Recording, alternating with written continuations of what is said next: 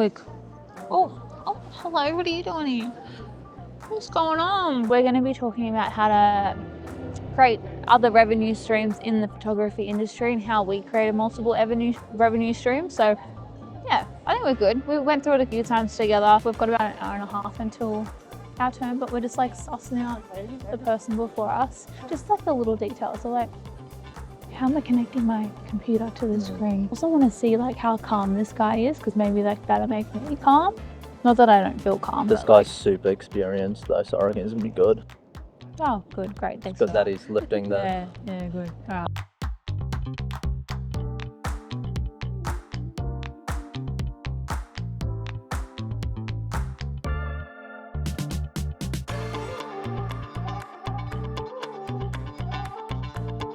Hello. Oh, hey, what are you doing here? What are you doing here? How you feeling? I'm feeling good. It's just fucking cold, man. Like Freezing. I need to turn the aircons down in here. Literally. So I look like I'm jittering, but I'm not nervous. I'm cold. Yeah. So yeah, Chrissy and I just run through the presentation, everything we're talking about a couple times this morning. We're honestly keeping it really like really conversational between us. Whilst we've got like our slides, they're kind of like prompts for us anyway. Excited? Yeah, feeling excited. Yep. I just realised that they've got a camera on the person and they just did a close-up of his shoes, meaning they're going to have my dogs out. Oh. And I thought, I hate feet. I hate feet so much. I hate them. So I hope they give me the podium so I can hide behind it. Hence why I wore these shoes, because I'm like, oh, Yeah. girls Hoosie will want to walk. Hoosie will want to be like pacing a bit. I feel he's like a walker. Hoosie can fucking walk all he wants, so I'm going to be hiding You'll the be dogs. in one spot, so. Yeah, cool.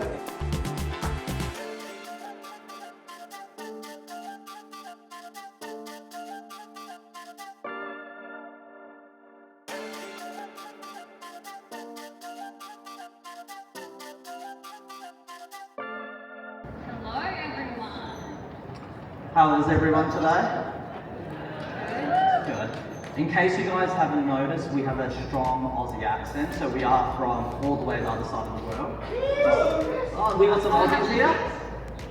Oh, Well, you good. can translate the slang if anyone's confused about what we're saying today. Before we get too far into that, let's introduce ourselves. I'm Jessie and this is Hoosie. We are partners in life and also in business.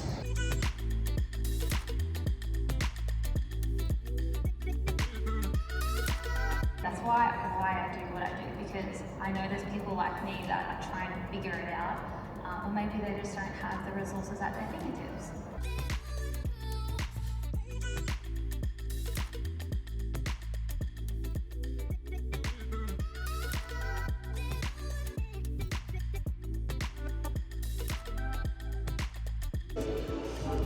What's cracking? Hi. Why is it so cold in here? I know. That was fun. Yeah, it was I good. didn't stutter. Well, actually, I stumbled on one thing, but like you saved me, so it was fine. Did you? I thought you were really good. Honestly, the reverb was tripping me out. Oh, I have blocked ears, so I couldn't hear anything. So, because I think Jessie at one stage asked me, she was like, do you know what I'm saying? And I was like, no, I can't hear anything, because you would say something and then it would hit us like a second later. I think one takeaway that I would want those that were sitting there today to take with them. It's like we get comfortable in our core service. So I'm really comfortable with photography, but when I branched out, there was so much risk to take. And I feel like I want to get across that. I'm not advising people go spend thousands and thousands of dollars, but there has to be a point where you do take a little bit of leap of faith. My one takeaway would be, don't get complacent in this industry. So don't put all your eggs in one basket. Like nothing is forever, absolutely nothing, especially in business. It's so fickle that you need to always have a plan B, C, D, E, F.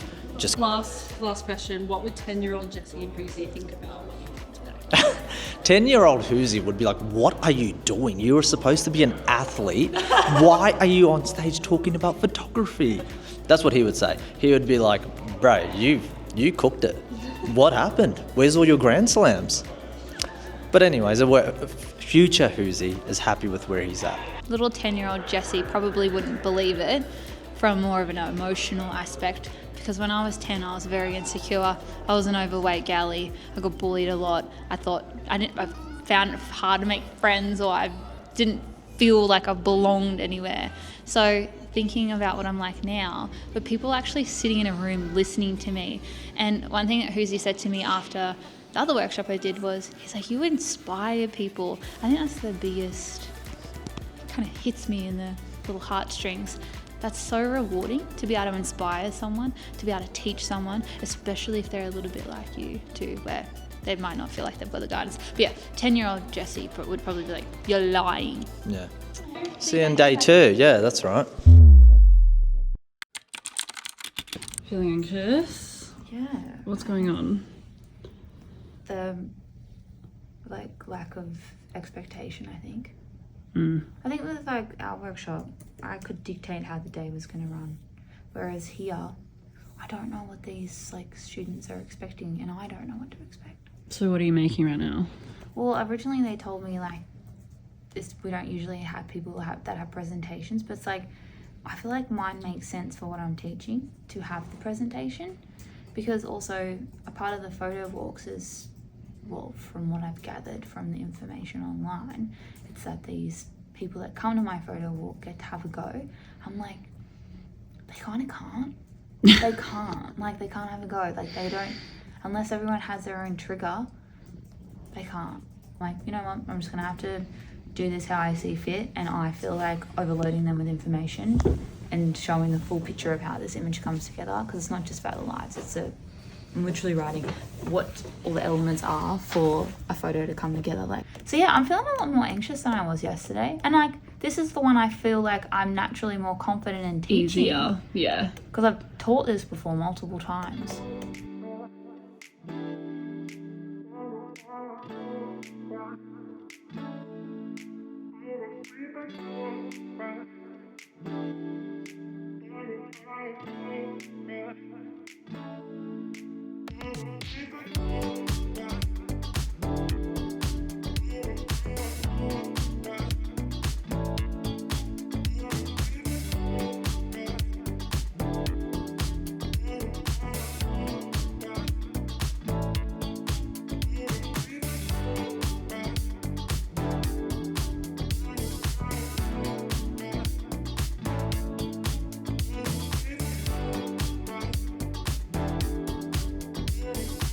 How do I think my photo walk on WPPI went?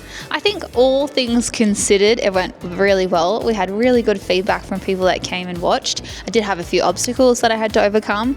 I basically had to put my money where my mouth was, because I'm always saying to people that come to workshops or do the course, the biggest job for us is to troubleshoot, and I had to troubleshoot today. Being so far away from home, I'm not using my gear, and I have to rely on others to bring the gear that I need, and there was a lot of gear that wasn't here.